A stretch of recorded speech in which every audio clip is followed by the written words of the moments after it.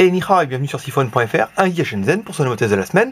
Donc cette semaine, on va tester un téléphone que on avait vu sur le market directement, qui est une nouvelle marque, qui est la marque THL, qui est vraiment un des nouveaux fabricants, un petit peu à l'instar de Zoppo, qui ont vraiment décidé de mettre le paquet sur des téléphones de bonne qualité et à bon prix. Donc voilà pour la présentation directe de ce THL. Donc il se présente comme un téléphone qui ressemble vaguement à HTC, peut-être ça ressemble à un modèle précis mais je ne saurais pas vous dire lequel.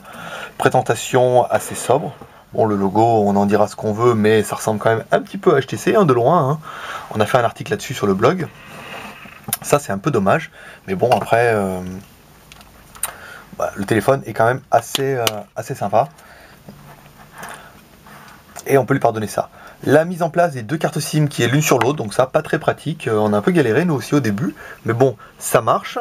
Emplacement micro SD, une grosse batterie qu'on va vous ouvrir tout de suite, une batterie de 1650 mAh, c'est crédible.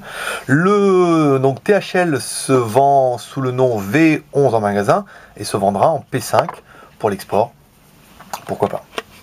C'est vraiment la volonté en fait des fabricants de ne vendre les téléphones comme ça que sur le marché chinois.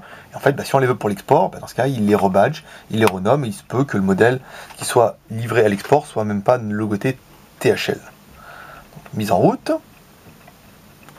Alors, sur le côté gauche, bouton volume plus moins. Sur le côté droit, on est vachement près avec la caméra là, du coup. Sur le côté droit, un bouton pour prendre les photos rapidement. Sur le dessus, une jack 3.5 avec le bouton on-off. Et sous le dessous, une micro USB qui est maintenant devenue ultra courante. On va essayer de se mettre sur le support. Vous voyez bien. Nickel. Alors, la version Android, c'est du 2.3.6 encore sur ce modèle-là. THL a promis qu'il y aurait une mise à jour en fait en 4.0. En fait, il faut l'attendre. L'intérêt, c'est quand on a des marques comme ça qui promettent des choses, généralement elles le font. Ça a été le cas pour Zoppo et ça sera certainement le cas pour THL. Donc c'est bien une version du noyau. Voilà, c'est une version 2.3.6. Le clavier il est en AZERTY forcément. Le téléphone, c'est un double SIM. Donc,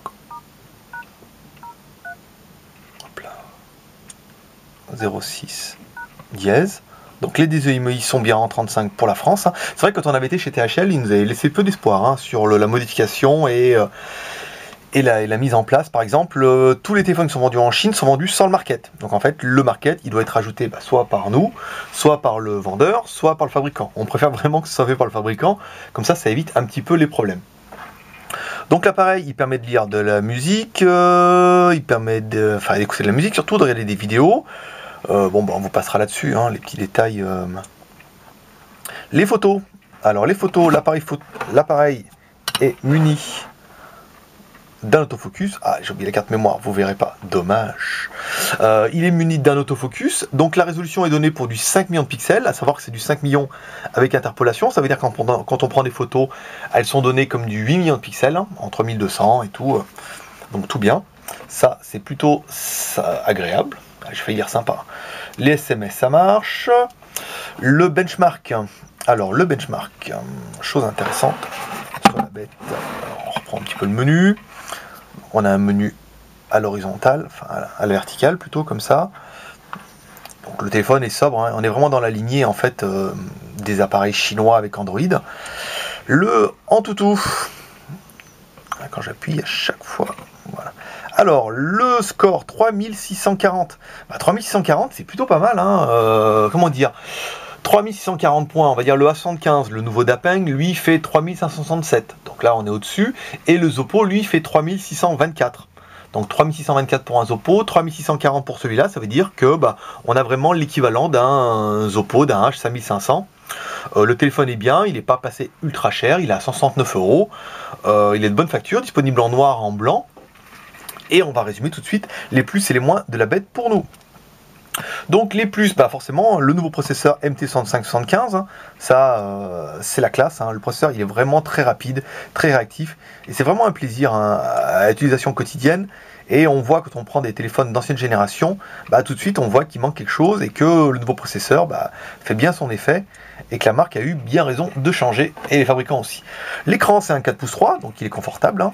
Il est bien, aujourd'hui c'est ce qu'il faut, un 4 pouces 3, il n'y a plus que l'iPhone aujourd'hui à avoir un petit écran jusqu'au iPhone 5. Il a le GPS intégré et comme c'est un téléphone de marque, le GPS fonctionne. Donc nous on a une détection en 2 minutes, hein, Google Maps avec une connexion internet ou en Wi-Fi. Voilà, donc ça a fonctionné plutôt bien, on est assez content là-dessus, donc il est disponible en noir en blanc, on l'a dit. Le téléphone le plus, il a Android 2.3.6, ça sera un négatif, mais il sera upgradable en 4.0, le processeur le supporte. Il est compatible flash grâce au processeur. Il a un appareil photo de 5 millions avec autofocus. Je suis spécialiste, hein, je vais faire glisser les téléphones. Il a un appareil photo, voilà, 5 millions de pixels avec interpolation, donc ça tape jusqu'en 8 millions. Avec l'autofocus, ça c'est bien. On peut faire des enregistrements en vidéo HD, on a testé 1280 par 720, donc ça aussi c'est vraiment bien. Le prix, en dessous des 169, des 170 euros, 169 euros exactement, c'est bien. Ça fait un bon petit téléphone de marque, c'est vraiment en fait dans la lignée du Zoppo, hein.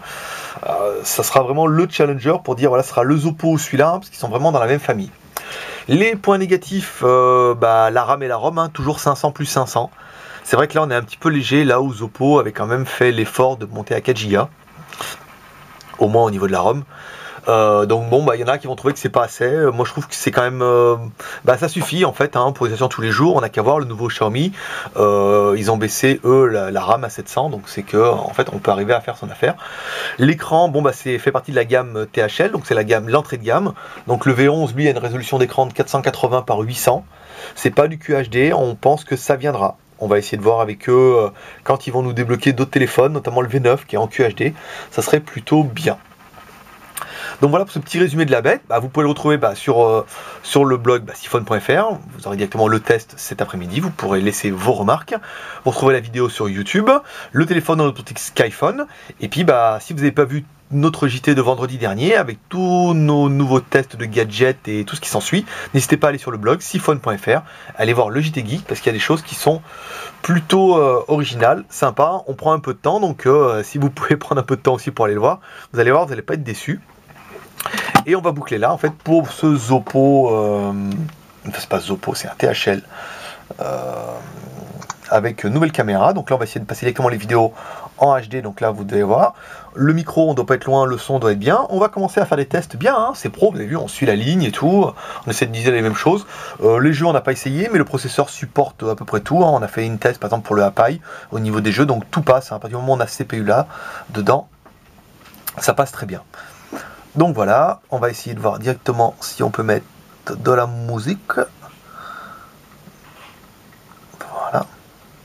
Il n'y a pas de carte mémoire, forcément, en plus je l'ai dit, et j'avais complètement oublié. Donc voilà pour ce petit test du THL. Ah oui, double flash, on a oublié de vous en parler.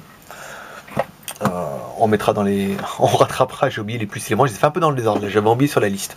Donc voilà pour ce petit test pour ce THL V11. Moi je vous dis, ce week-end ou la semaine prochaine, on en a rentré un autre là, qu'il faut qu'on me fasse voir. Pas du tout dans cette gamme là, hein, beaucoup plus gros, dans un 5 pouces. On vous expliquera ça ce week-end. Et moi, je vous dis à bientôt sur siphon.fr, à Shenzhen et toujours chez nous, la nouveauté. À bientôt.